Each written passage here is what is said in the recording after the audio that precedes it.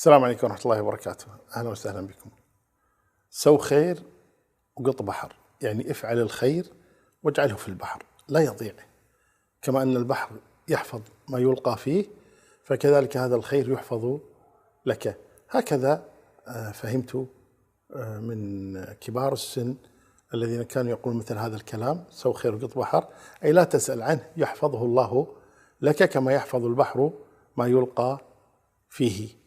وهذا قريب من قول عبد الله بن مسعود رضي الله عنه لأناس كانوا يعدون الحسنات، فقال: عدوا سيئاتكم فأنا كفيل لكم بحسناتكم، يعني لا يضيع منها شيء.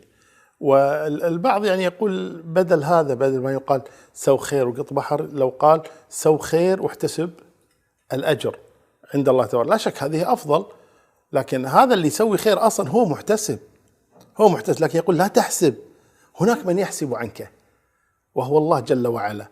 إن عليكم لحافظين كراما كاتبين، يعني لا تهتم، انسى ما فعلت من الخير فإن الله لا ينساه سبحانه وتعالى ويحفظ لك. وإذاك يأتي الإنسان يوم القيامة ويجد حسنات كأمثال الجبال ولا يتذكر أعمالا عملها، فيذكر عملت كذا عملت كذا عملت كذا. فمن هذا الباب يقال سو خير وارمي في البحر فإنه لا يضيع عند الله تبارك وتعالى. السلام عليكم ورحمة الله وبركاته.